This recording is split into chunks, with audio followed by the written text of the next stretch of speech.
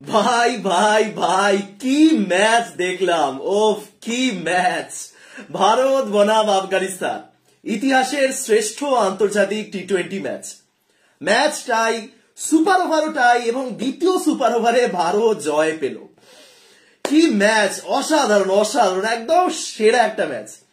যে পরিমাণ ঠান্ডা পড়েছে, একেবারে কাঁপুনি দেওয়া ঠান্ডা পড়েছে, কিন্তু বিশ্বাস করুন এই ম্যাচটা দেখতে দেখতে গা পুরো গরম হয়ে গেছে। এরকম ম্যাচ কি করে হতে পারে। দারুণ দারুণ দারুণ, মানে অসাধারণ একটা ম্যাচ দেখলাম। ভারত শেষ পর্যন্ত জিতেছে, কিন্তু বিশ্বাস করুন ভারত যদি হেরে যেত ততটাই একটা রুদ্ধশ্বাস ম্যাচ হতো। আলাদাই, জাস্ট আলাদাই। কি দেখলাম এটা, এটা কি দেখলাম। ওফ, মানে আলাদা লেভেলের। ইভেন ভারতের সাপোর্ট স্টাফরা পর্যন্ত হাসছেন, বলছেন যে এটা কি হচ্ছে, পরের পর টাই হয়ে যাচ্ছে। সেরা সেরা, এরকম ম্যাচ দেখিনি। আইপিএল এর মঞ্চ এরকম উত্তেজনাপূর্ণ ম্যাচ দেখিনি, যেখানে এটা ইন্টারন্যাশনাল ম্যাচ। ভারত খেলতে নামছে আফগানিস্তানের সাথে। সবার আগে ওয়েল প্লেড আফগানিস্তান। এই যে ফাইটটা তারা দিয়েছে, সেরা, জাস্ট সেরা, মানে অসাধারণ। আফগানিস্তানের প্রত্যেকটা প্লেয়ারকে ধন্যবাদ যে এরকম একটা ম্যাচ উপহার দেওয়ার জন্য। ম্যাচ শেষে রেজাল্ট অন্য হলে হয়তো একটু একটু খারাপ লাগতো, বাট বিশ্বাস করুন একটা সেরা ম্যাচ। মোহাম্মদ নবী বলুন, গুরবাজ বলুন, গুলবাদি নাইব বলুন, প্রত্যেকে যে আজকে খেলাটা উপহার দিয়েছেন, সেরা, জাস্ট সেরা। এবং রোহিত শর্মা, একটা কথা আগেও বলেছি, আমি আবারও বলছি, রোহিত যেদিন ফর্মে থাকে, যেদিন রোহিতের দিন থাকে, সেদিন রোহিতকে ছাড়িয়ে যাবার ক্ষমতা কারোর মধ্যে নেই। প্রথমে একটা মারাত্মক সেঞ্চুরি, তারপরে প্রথম সুপার ওভারে দুর্দান্ত একটা ব্যাটিং, দ্বিতীয় সুপার ওভারেও যা রান করা তিনিই করে গেলেন। তারপরে বোলিং এর সময় রবি বিষ্ণুই কাটলেন, ওটা তো একটা মাস্টার স্ট্রোক। আবেশ খানের হাতে বলটা দেখে আমি বুঝে গেছিলাম যে গেল গেল। আবেশ খান যদি বল করতে আসেন সুপার ওভারে, তাহলে কিভাবে ম্যাচ জেতার স্বপ্ন দেখতে পারি, ম্যাচ জেতার আশা করতে পারি। ওই জায়গাতে রবি বিষ্ণুইকে দেওয়া, একজন লেগ স্পিনার 11টা রান ডিফেন্ড করতে আসছেন, বুঝতে পারছেন। এবং সেই রবি বিষ্ণুই নাকি 3 বলের মধ্যে ম্যাচটা জিতিয়ে দিলেন। ও সেরা একটা ম্যাচ দেখলাম। ইতিহাসের শ্রেষ্ঠ টি-20 ইন্টারন্যাশনাল ম্যাচ নিঃসন্দেহে বলা যায়। দুটো দল যে পরিমাণ লড়াই করলো, আলাদাই, জাস্ট আলাদাই। নিউজিল্যান্ডের ক্রিকেটাররা বা নিউজিল্যান্ডের সাপোর্টাররা যদি এই ম্যাচটা দেখে থাকেন, তারা জাস্ট মনে মনে ভাববেন, দ্বিতীয় সুপার ওভারটা যদি আমাদের থাকতো, বিশ্বকাপ 2023-এর ফাইনাল ম্যাচেও যদি আমরা আরেকটা সুপার ওভার পেতাম, তাহলে হয়তো বাউন্ডারি কাউন্ট করতে হতো না। মানে এই সুপার ওভারটা টাই হলে আরেকটা সুপার ওভার হতো, মানে বুঝতে পারছেন। শেষ কবে একটা ভালো সুপার ওভার দেখেছি আমার মনে পড়ছে না, মানে হাড্ডাহাড্ডি সুপার ওভার। ওই নেদারল্যান্ডস ওয়েস্ট ইন্ডিজের ম্যাচটা তো দেখেছিলাম, সুপার ওভার, যেখানে 30 রান উঠেছিল একবারে, ওটা আমি বাদ দিলাম, লোগান ভান বিক 30 রান তুলেছিলেন। কিন্তু হাড্ডাহাড্ডি সুপার ওভার টাই কবে দেখেছিলাম মনে নেই। আইপিএল একটা সুপার ওভার দেখতে পাই না, ইন্টারন্যাশনাল ম্যাচ তো ছেড়ে দিলাম, সেখানে যেদিন হলো তো দুখানা একসাথে, এবারে সেরা। আফগানিস্তান যে লড়াইটা দিয়েছে, আসলেই দুর্দান্ত, আসলেই দুর্দান্ত। হ্যাটস অফ আফগানিস্তানের প্লেয়ার। এবং কি বলবো, মানে ভিডিওটা আমি ভেবেছিলাম আমি রোহিত এবং রিঙ্কুর একেবারে ভূয়সী প্রশংসা করবো ভিডিওতে, কিন্তু ম্যাচটা এমন হলো, কার প্রশংসা করব না কার প্রশংসা করব, প্রত্যেকেই কিন্তু প্রশংসা ডিজার্ভ করেন, প্রত্যেকেই, ইচ অ্যান্ড এভরি ক্রিকেটার, ভারতীয় দলের বলুন বা আফগানিস্তানের বলুন, প্রত্যেকে। এই যেমন প্রথম সুপার ওভারে 2 বলে 3 রান বাকি, ওই জায়গাতে আরেকটা ম্যাচ টাই হবে, কে ভেবেছিল? আমি তো ভেবেছিলাম ওই বলে হয়তো আরেকটা ছক্কা হবে এবং ওখানে ভারত ম্যাচটা জিতে যাবে। ওই যে 2 বলে 3 রান দরকার, ওই জায়গাতেও যে একটা টাই হলো, আজমাতুল্লাহ ওবাসি ওই জায়গাতেও রানটা ডিফেন্ড করে দিলে, মানে সেরা ফাইট। সঞ্জু স্যামসন যেভাবে আজকে আউট হয়েছিলেন, মনে হচ্ছিল যে এটা কি ভাই, সুযোগ তো একে পান না, যে সুযোগগুলো পাচ্ছেন এরকম ভাবে হেলাফেলা করে হারাচ্ছেন, কিন্তু ফিল্ডিং, যে স্টাম্পিংটা করলেন, যে রান আউটটা করলেন, আসলেই সঞ্জু স্যামসন দুর্দান্ত। যারা ম্যাচের মধ্যে ছিলেন না, বিরাট কোহলি 0 রানে আউট হয়েছেন, তার টি-20 ক্যারিয়ারের প্রথম গোল্ডেন ডাক আন্তর্জাতিক টি-20, তিনি যে ফিল্ডিংটা করছেন, মানে বাউন্ডারি লাইনের ধারে একেবারে কিরকম একটা জাম্প দিয়ে বলটা সেভ করে দিলেন, আলাদাই একটা দুর্দান্ত ক্যাচ ধরলেন। প্রত্যেকে আজকে ম্যাচের মধ্যে ছিলেন, অথচ এই ম্যাচটা একটা নিয়ম রক্ষার ম্যাচ, যেখানে সিরিজের ফলাফল হয়ে গেছে, সেখানে ভারত এবং আফগানিস্তানের মতো দুটো দল। অনেকে তো আবার মজা করে বলে যে আফগানিস্তান হলো ভারতেরই বি টিম, মানে ভারত জিতলেও আফগানিস্তান সমর্থকরা খুশি হয়, ভারত হারলেও খুশি হয়, মানে আফগানিস্তানের বিপক্ষে। সুতরাং সেই দুটো দলের মধ্যে এরকম লড়াই, এটা ভারত পাকিস্তান ম্যাচ ছিল না, এটা বাংলাদেশ শ্রীলঙ্কা ম্যাচও ছিল না, এটা অস্ট্রেলিয়া ইংল্যান্ড না, এটা আফগানিস্তান ভারত। কিন্তু ও কি ম্যাচ দেখলাম, কি ম্যাচ, সেরা সেরা, জাস্ট সেরা। রোহিত এবং রিঙ্কু সম্পর্কে বলি, রোহিত শর্মা ও ফাটাফাটি, মানে আগে দুটো ম্যাচে 0 রানে আউট হয়েছিলেন, আমি ছেড়ে দিলাম, 0 রানের কথা ছেড়ে দিলাম। আমার জাস্ট এইটাই ভেবে আশ্চর্য বোধ হয় যে বিসিসিআই নাকি সত্যি রোহিত শর্মাদের বাদ দিয়ে টিম করার কথা ভেবেছিল, রোহিত কোহলিদের বাদ দিয়ে বিসিসিআই টিম বানানোর কথা ভেবেছিল টি-20 বিশ্বকাপের জন্য। জাস্ট এইটুকুনি, আর কিছুই নয়। বাকি সব ছেড়ে দিন, তার অধিনায়কত্ব, তার ছক্কা চার সবকিছু ছেড়ে দিন। জাস্ট এইটুকুনি ভাবুন যে এই রোহিত শর্মাকে বাদ দিয়ে বিসিসিআই টিম বানানোর কথা ভেবেছিল। সেরা সেরা একটা সময় যা স্ট্রাইক রেট 80-র ঘরে ছিল, 33 বলে 26-27 ওরকম ব্যাটিং করছিলেন। যখন সবে সবে 4টে উইকেট পড়েছে, রিঙ্কু এসেছেন, ওই জায়গাতে ধরে খেলতে হবে। প্রথম 10 ওভারে পাওয়ার প্লেতে কত 61 রান উঠেছিল। হ্যাঁ 61 উঠেছিল, যখন ড্রিঙ্কস ব্রেক হলো আমি একটু উঠেছিলাম তখন 61 রান। সেখান থেকে 212 কে ভেবেছিল? 212 রোহিত শর্মা মানে স্যালুট। আমি ভারতীয় সমর্থক বা ভারতীয় বলে বলছি না, যে কোনো দেশের এরকম প্লেয়ার হলে, আমি যেমনটা ম্যাক্সওয়েলের ক্ষেত্রে বলেছিলাম যে ম্যাক্সওয়েল ম্যাচটা জিতিয়েছিলেন আফগানিস্তানের বিপক্ষে, ওগুলো হলো তাণ্ডব, ওগুলো মানে কিছু করার থাকে না। রোহিত আজকে তাণ্ডব চালিয়েছেন। রোহিত যে ব্যাটিংটা করেছেন, হিটম্যান শো যেটাকে বলা হয়, মন ভরে, মানে মন ভালো করে দেওয়া, মন ভরে গেছে ইনিংসটা দেখে। সেরা সেরা অসাধারণ। রোহিত শর্মা যে জিনিসটা জীবনে করেন না সেরকম কিছু শট আজকে দেখলাম। রোহিত শর্মা অন্তত 3 থেকে 4 বার রিভার্স সুইপ মারতে গিয়ে ব্যর্থ হয়েছে। রোহিত কোন দিন রিভার্স সুইপ মানে? রোহিতকে তো পুল মারতে দেখেছি আমরা। সে আপনি 150 কিলোমিটার বল করুন বা স্লো বল করুন, রোহিত ঠিক পুল শট একটা 6 মারবে, সেটা আমরা দেখেছি। রোহিত আজকে রিভার্স সুইপ ট্রাই করছেন, একাধিকবার মিস করেছেন, কিন্তু তাও মারবেনই মারবেন, মেরেই ছাড়বেন, এরকম ব্যাপার। এবং রিভার্স সুইপে 6 মারলেন রোহিত শর্মা। রিভার্স সুইপে 6, রিভার্স সুইপও ছিল না, রিভার্স সুইপ আর সুইচের মাঝামাঝি একটা শট মারলেন, যেটা 6 হলো।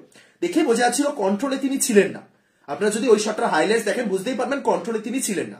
ওর চেয়ে অনেক বেটার বা অনেক স্মুথ ছক্কা মারতে পারেন যারা আসলেই রিভার্স সুইপ বা সুইচিং মারে, কিন্তু তাও বলটা 6 হলো। তার কারণ হ্যাঁ, এক বাউন্ডারি ছোট, সেটা রোহিত জানেন এবং ওই রিজনে ছোট বাউন্ডারি পাবেন জানেন, এবং দ্বিতীয়ত তার পাওয়ার, প্লেসমেন্টটা ঠিক ছিল, টাইমিং ঠিক হয়নি কিন্তু প্লেসমেন্টটা এত সুন্দর ছিল। 6 আবার রিভার্স সুইপে একটা 4, মানে কি আলাদা লেভেলের খেলেছেন আজকে রোহিত শর্মা। 11টা 4, 8টা 6। আজকে সকালবেলা ফিন অ্যালেনের ইনিংসটা দেখছিলাম, পাকিস্তান এবং নিউজিল্যান্ডের ম্যাচে। ফিন অ্যালেন মানে মারাত্মক খেলেছেন, 16টা ছক্কা মেরেছে টি-20 ম্যাচে, 5টা 4 16টা ছক্কা, 5টা 4 16টা ছক্কা, 5টা 4 16টা ছক্কা। মানে লোকে ভাবে আরে একটা তো রেশিও তো থাকে, সমান ভাবে মারবে, 10টা 6 মারলাম 10টা 4 মারলাম, ঠিক আছে, 5টা 6 16টা ছক্কা, মানে মারবো তো একেবারে ডিরেক্ট বাউন্ডারি লাইনের বাইরে। রোহিত আজকে সেরকম কিন্তু করেননি, রোহিতের সেই সুযোগটা ছিল না প্রথম দিকে, কিন্তু তারপরে যখন মারতে লাগলেন আলাদাই। এই রোহিত শর্মাকে এত সহজে ছাড়া যাবে না। এবং আমি জানি না এরপরে টি-20 বিশ্বকাপে তো খেলবেন, তারপরে অবসর নেবেন কিনা, কিন্তু এই টি-20তে রোহিত শর্মাকে এই ব্যাটিংটা একেবারে সেলফলেস ব্যাটিং। কমেন্টেটররা পর্যন্ত বলছিলেন যে বিশ্বকাপে রোহিত যেভাবে ব্যাটিং করছেন আজকে সেভাবেই ব্যাটিং করেছেন, মারাত্মক অসাধারণ। ওপেনিং করতে এলেন, একদম শেষ পর্যন্ত অপরাজিত থাকলেন, 69 বলে 121, ইনিংস ধরলেন, বিল্ড করলেন, 4 মারলেন, 6 মারলেন, অ্যাক্সিলারেট করলেন, 212 অব্দি পৌঁছালেন, সুপার ওভারে এসে রান করলেন। ভারত যে 17 চেস করতে নেমেছিল, সুপার ওভারে 17 চেস করা খুব সহজ ব্যাপার না। হ্যাঁ, শুরুতেই একটা দুটো 6 তো মারতেই হয়, এবং রোহিত 17 কাছাকাছি পৌঁছে দিলেন ওই জায়গাতে ওরকম শটগুলো খেলে। দ্বিতীয় সুপার ওভারে ভারত যে 11 রান করেছে, রোহিতেরই বেশি কৃতিত্ব রয়েছে। সুতরাং একেবারে সেরা দিন ছিল আজকে। রোহিতের যেদিন দিন থাকে সেদিন তার ধারে কাছে কেউ আসতে পারে না। ভারতীয় ক্রিকেটে এরকম দুটো প্লেয়ার রয়েছে, সেদিন যদি তার দিন থাকে তাহলে তার কাছাকাছি কেউ আসতে পারে না। এক রোহিত শর্মা, দ্বিতীয়ত মোহাম্মদ সিরাজ। সিরাজ তো দেখেইছেন শ্রীলঙ্কার সঙ্গে ওই দুখানা ম্যাচ, এশিয়া কাপ এবং বিশ্বকাপ, তারপরে সাউথ আফ্রিকার সঙ্গে এই ম্যাচ। সিরাজ যেদিন ফর্মে থাকেন বাকি সবাই সিরাজের কাছে ফেল, এবং রোহিত সেরকমই একটা প্লেয়ার। অসাধারণ, 69 বলে 121, কোনো প্রশংসায় যথেষ্ট নয়। রোহিত যে মাঝে মাঝে রেগে যাচ্ছিলেন তার যথেষ্ট কারণ রয়েছে। মানে হ্যাঁ, আমি এই সিরিজে রোহিতকে একটু অন্যভাবে দেখলাম, যেটা রোহিতের ক্ষেত্রে দেখা যায় না।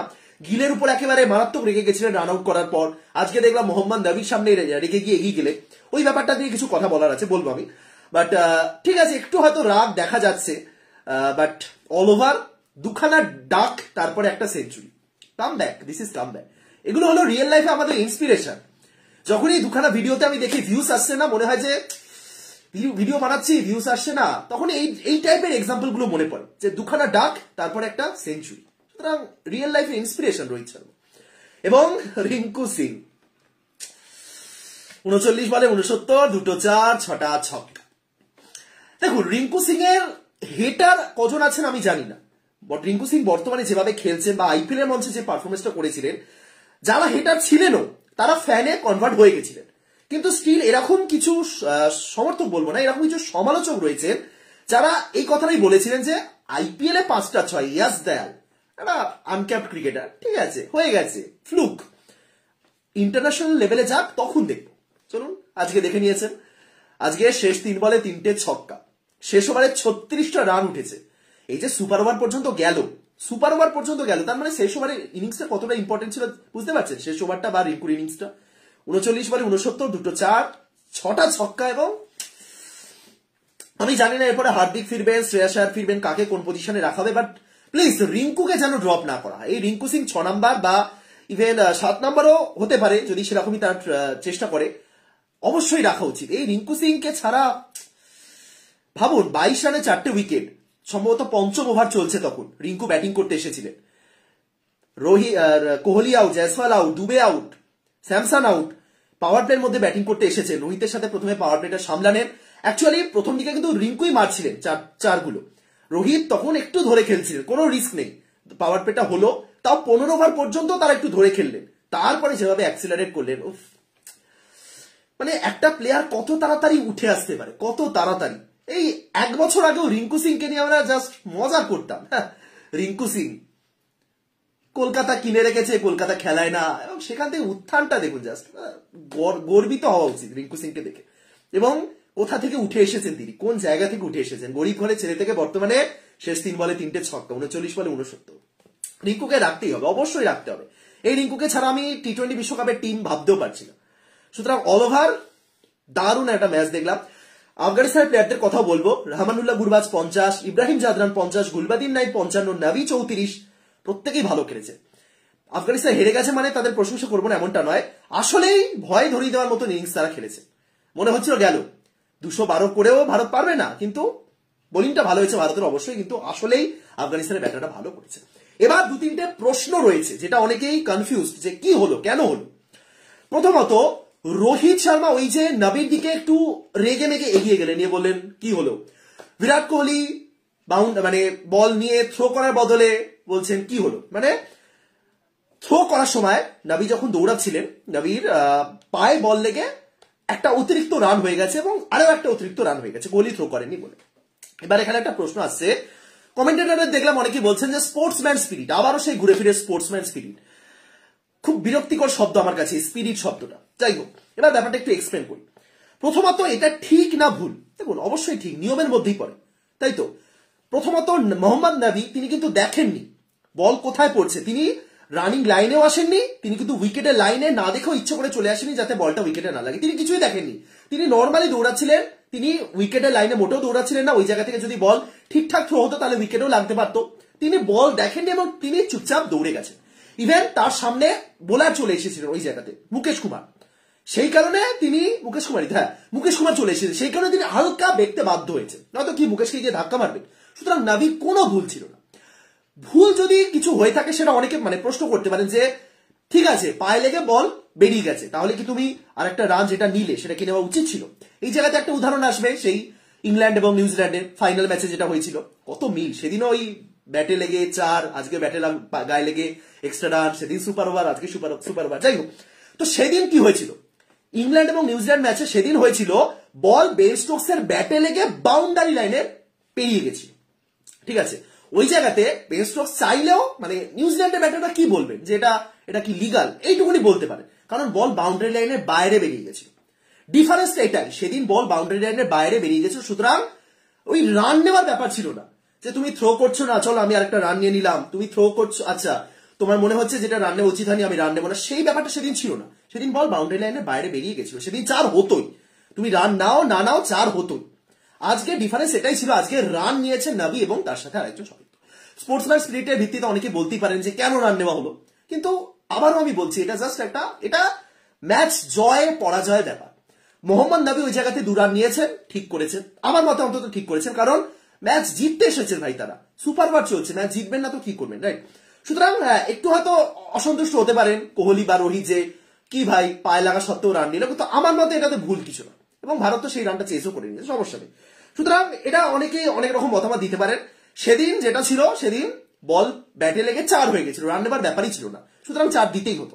আজকে রান নেবার ব্যাপার ছিল, সুতরাং তারা রান নিয়েছেন, তাদের মনে হয়েছে যে ঠিক আছে এটা একটা রান হয়ে যাবে, অতিরিক্ত রান, সেটা আমার দলের জয়ের জন্য কাজে লাগবে। আমার মতে এটা ঠিক আছে, অনেকের মতে অন্য কিছু হতে পারে, আমার মতে ঠিক আছে যে ওই জায়গাতে রান নিয়েছেন, ঠিক আছে। দ্বিতীয় প্রশ্ন হচ্ছে সুপার ডাবল মানে দ্বিতীয় সুপার ওভারের নিয়মটা কি? ইভেন কমেন্টেটাররা কনফিউজড। আকাশ চোপড়া পর্যন্ত বলছিলেন যে কি হচ্ছে ভাই সুপার ওভারে, এটা মানে আসলে আমরা এরকম দেখেছি যে নিয়মটা এরকমই আসলে, যে প্রথম সুপার ওভারে যারা ব্যাটিং করতে আসবেন বা যারা বোলিং করতে আসবেন তারা দ্বিতীয় সুপার ওভারে আসবেন না। এবার মেবি এখানে কিছু বদল হয়েছে বা প্লেইং কন্ডিশন অনুযায়ী এই ম্যাচে কিছু বদল হয়েছে, যেটা প্রত্যেক ম্যাচে বা প্রত্যেক সিরিজের ক্ষেত্রেই দুই দলের সম্মতিতে বদল হয়। আমি এক্স্যাক্টলি বলতে পারবো না, একটু ডিটেলসে দেখতে হবে। সেটা হলো যে বোলার শুধুমাত্র বদল হতে পারে। যেমন আমরা পরপর মানে একজন বোলার পরপর দুটো ওভার কি করতে পারেন। সুতরাং সেই হিসাবে সুপার ওভারে বোলিংটা বদল হতে পারে। যেহেতু প্রথমে আজমাতুল্লাহ উমার যে বোলিং করতে এসেছিলেন, তাই দ্বিতীয়বার আজমাতুল্লাহ আর আসতে পারলেন না। তৃতীয় সুপার ওভারের ক্ষেত্রে আজমাতুল্লাহ আসতে পারতেন। হ্যাঁ, মানে যেহেতু বোলার বদল হয়, একজন বোলার পরপর দুটো ওভার করতে পারে না, নিয়মটা এরকমই কিছুটা, সিচুয়েশন অনুযায়ী চেঞ্জ হতে পারে। কিন্তু ব্যাটিং এর ক্ষেত্রে যদি ব্যাটার আউট না হন, সেক্ষেত্রে ব্যাটার আরো একবার দ্বিতীয় সুপার ওভারে ব্যাটিং করতে আসতে পারে। ঠিক আছে, এটা একটা নর্মাল নিয়ম যেটা আজকের ম্যাচ দেখার পর জানা গেল। আরো একটা প্রশ্ন হচ্ছে যেটা হলো রোহিত শর্মা তিনি কি করে ব্যাটিং করতে আসছেন, তিনি তো আউট হলেন। তিনি সম্ভবত রিটায়ার্ড আউট হননি, রিটায়ার্ড হার্ট হয়েছিলেন, কারণ আম্পায়ারকে গিয়ে কিছু একটা বললেন, তারপরে আবার আম্পায়ার জাদরানকে ধরে কিছু একটা বোঝালেন। মেবি ওই জায়গাতে রিটায়ার্ড হার্ট তিনি হয়েছিলেন, যে কারণে তিনি আবারও ফেরত আসতে পারলেন। যদি আসলে তিনি রিটায়ার্ড আউট হতেন ওই জায়গাতে, যেটা আইপিএল এর মঞ্চে একবার অশ্বিন হয়েছিলেন, সেক্ষেত্রে কিন্তু রোহিত আর ফিরতে পারতেন না। মেবি রোহিত রিটায়ার্ড হার্ট হয়েছিলেন, কারণ আম্পায়ার জাদরানকে অনেকক্ষণ ধরে কিছু একটা বোঝালেন। রিটায়ার্ড আউট হলে বোঝানোর কি আছে ভাই, তুমি রিটায়ার্ড আউট হচ্ছ। মেবি আম্পায়ার এটাই বললেন যে রিটায়ার্ড হার্ট হয়েছেন রোহিত এবং তিনি আবারও আসতে পারেন মেবি। কি অ্যাকচুয়ালি কথা হচ্ছে সেটা তো জানি না, বাট এই কিছু প্রশ্ন উঠে এসছে। কিন্তু দিনের শেষে একটা দারুণ এন্টারটেনিং একটা ম্যাচ দেখলাম, সেরা মানে এই ঠান্ডার মধ্যে একেবারে গা গরম হয়ে যাওয়ার মতন একটা ম্যাচ, দারুণ। মানে ভাবুন 2-0 এগিয়ে গেছে ভারত, কোনো ম্যাচের গুরুত্ব নেই সেরকম, জাস্ট একটা হোয়াইট ওয়াশের ম্যাচ, সেখানেও যে এরকম ভাবে লড়তে, এটাই বলে দেয় যে ওরকম গুরুত্বপূর্ণ বলে কিছু হয় না। তুমি দিনের দিন ম্যাচ খেলতে নামছো, সেটা কম্পিটিটিভ ম্যাচ, জিতে ফেরো, জেতার চেষ্টা করো এবং দ্যাটস ইট। সুতরাং সেরা ম্যাচ দেখলাম। কেমন লাগলো আপনারা কমেন্ট করে জানান ম্যাচটা। মানে রোহিত 121। আমি আরো একটা জিনিস ঠিক জানি না যে সুপার ওভারের রানটা কি আদৌ কাউন্ট হয় কেরিয়ারে। মানে রোহিত তো আজকে কত রান করলে সুপার ওভারে, সেটা কি কাউন্ট হয় কেরিয়ারে আমি জানি না, বাট ঠিক আছে, ভালো ম্যাচ হয়েছে। সেকেন্ড সুপার ওভারে 11 রান ওঠার পর আমি ভেবেছিলাম আর হবে না, 12 রান ইজি, কিন্তু ওই জায়গাতে বিষ্ণয়কে আনা ওটা একটা মাস্টার স্ট্রোক। বিষ্ণয় একজন লেগ স্পিনার, কুলদীপকে আনা যেতে পারতো, কুলদীপ আরো বেটার অপশন হতে পারতেন বিষ্ণয়ের চেয়ে, কিন্তু বিষ্ণয়কে আনা হলো। এটা ফ্লুক বলতে পারেন অনেকে বলতে পারেন মাস্টার স্ট্রোক, অনেকে বলতে পারেন তুক্কা লাগানো, যা খুশি বলুন, কিন্তু আসলেই যে এটা কাজে এসে গেছে সেটা প্রমাণিত হলো। দারুণ ম্যাচ দেখলাম, সেটা মানে একদম মন ভরে গেছে। যাই হোক, ভারত শেষ পর্যন্ত শেষ যে টি-20 ম্যাচটা বিশ্বকাপের আগে সেটা জিতলো, series 3-0, white wash, well played Afghanistan. এবার আইপিএল আসছে, মানে আইপিএল আসছে এই হিসেবে বললাম কারণ টিম সিলেকশনটা এবার হবে। ভিডিও শেষ করার আগে আমি জাস্ট একটা র্যান্ডম না, একটা নর্মাল টিম বলছি যেটা বিশ্বকাপে খেললে ভালো হতে পারে বা খেলানো যেতে পারে। আপনারা কমেন্ট করবেন এই বিষয়ে আপনাদের কি মন্তব্য। ওপেনিং এ রোহিত শর্মা, তার সাথে জয়সওয়াল, ঠিক আছে। গিল অপশনে রয়েছেন, বাট গিল আপাতত আমি তাকে প্লেইং ইলেভেনে দেখতে পাচ্ছি না। ওপেনিং এ রোহিত, জয়সওয়াল আগের দিনই ভালো খেলেছেন। 3 নম্বরে বিরাট কোহলি, অবশ্যই কোনো সমস্যা নেই, বিরাট কোহলিকে 3 নম্বরে খেলাতেই হবে, ফেরানো হয়েছে সেই কারণে, এবং আইসিসি টুর্নামেন্টে কোহলি চ্যাম্পিয়ন প্লেয়ার। 4 নম্বরে ক্ষেত্রে প্রশ্ন উঠে আসছে যে শ্রেয়াস আয়ারকে কি ফেরানো উচিত, তিনি কি থাকবেন, বা 4 নম্বরে কি আমরা আর সেরকম অপশন নেই, তিলক ভার্মা তো এই টিমে থাকছেনই না, আমি শ্রেয়াস আয়ারকে ওই মুহূর্তে 4 নম্বরে রাখতে পারছি না, কারণ 4 নম্বরে সূর্যকুমার যাদব বেস্ট অপশন আমাদের কাছে। 4 নম্বরে সূর্য। এবার 5 নম্বরে হার্দিক এবং দুবের মধ্যে একটা কম্পিটিশন চলে এসেছে, কে খেলবে, হার্দিক নাকি দুবে। স্টিল আমি বলবো হার্দিক ম্যাচ উইনার, আইসিসি টুর্নামেন্টে হার্দিকের চেয়ে বেটার ম্যাচ উইনার কেউ নেই ব্যাটে বলে। সুতরাং আমার মতে 5-এ হার্দিক ভালো অপশন এখনো। 6 নম্বরে কিপার তো একজন লাগবেই, সবচেয়ে সমস্যার ব্যাপার ভারতের কিপার। আগের দিন জিতেশ আউট হয়ে গেলেন, আজ সঞ্জু 0 রানে আউট হলেন, যতদিন যাচ্ছে ভারতের কিপারের সমস্যাটা বাড়ছে। জানি না, আমি দেখবো হয়তো শেষ পর্যন্ত ঋষভ বা রাহুল তারাই চলে এসেছেন, বাট এটা আমি সত্যি জানি না 6 নম্বরে কাকে তারা ট্রাই করবে। 7 নম্বরে রিঙ্কুকে খেলানো যেতে পারে এবং খেলে তো খুবই ভালো হয়, সেক্ষেত্রে একজন স্পিনার কমবে, সেক্ষেত্রে হার্দিকের মতন প্লেয়ারের ইনক্লুশন কতটা গুরুত্বপূর্ণ বুঝতেই পারছেন, শিবম দুবে যদি থাকে, শিবম দুবেকে দিয়ে 4টে ওভার সেক্ষেত্রে করাতে হবে। যদি সাথে রিঙ্কু খেলে তাহলে 8, 9, 10, 11 4জন বোলার আমরা পেলাম, আরেকজন অলরাউন্ডার যাকে দিয়ে 4টে ওভার বোলিং করাতে হবে। সেখানে শিবম দুবে খুব একটা ভালো অপশন কিন্তু সেক্ষেত্রে হচ্ছে না। সুতরাং হার্দিক পান্ডিয়াকে দরকার। এবার রিঙ্কু যদি না খেলেন, আরেকজন অতিরিক্ত স্পিনার যদি সাথে অক্ষর জাদেজা কাউকে খেলানো হয় তাহলে তো ঠিকই আছে, বাট রিঙ্কুকে আমি অন্তত এই জায়গা থেকে বসাতে পারছি না। সুতরাং রোহিত, জয়সওয়াল, কোহলি, সূর্য, হার্দিক, একজন উইকেট কিপার, সাথে রিঙ্কু, 8, 9, 10, 11 4জন বোলার। 3জন বোলার তো রয়েছেন আমাদের কাছে, বুমরা, সিরাজ, অর্শদীপ, মেবি স্বামী টি20 তার থাকবে না মেবি, এবং আরেকজন স্পিনার হিসেবে ধরলাম রয়েছেন অনেকে, বিষ্ণু বা কুলদীপ যে কোনো একজন, জাদেজাও থাকতে পারেন 8 নম্বরে, বা সেটা দেখা যাক। বাট এটা মোটামুটি এরকম টিম হতে পারে, বা বাকিটা দেখা যায়। তবে গত 2 বছরের অভিজ্ঞতা থেকে বলছি, গত দুটো টি20 বিশ্বকাপের লাস্ট মোমেন্টে এমন কিছু সিদ্ধান্ত নেয় বিসিসিআই বা ভারতীয় ম্যানেজমেন্ট যেটা খুব ভোগায়। চাহালের জায়গায় বিষ্ণুকে খেলানো হলো একটা সময়, সরি বরুণ চক্রবর্তীকে খেলানো হলো। দেখা যায় সেইগুলো তো ঠিক করতে হবে, আদারওয়াইজ ঠিক আছে। যাই হোক, ভিডিওটা শেষ করছি, ভালো থাকুন। এটা সেরা ম্যাচ দেখলাম, প্রায় 12টা বেজে গেছে। ভালো থাকুন, সুস্থ থাকুন, দেখা হচ্ছে পরের ভিডিওতে। তখন সবাইকে টাটা, ম্যাচটা এনজয় করুন। আমি আরেকবার হাইলাইটসও দেখতে যাচ্ছি, কারণ আসলেই সেরা ম্যাচ হয়েছে।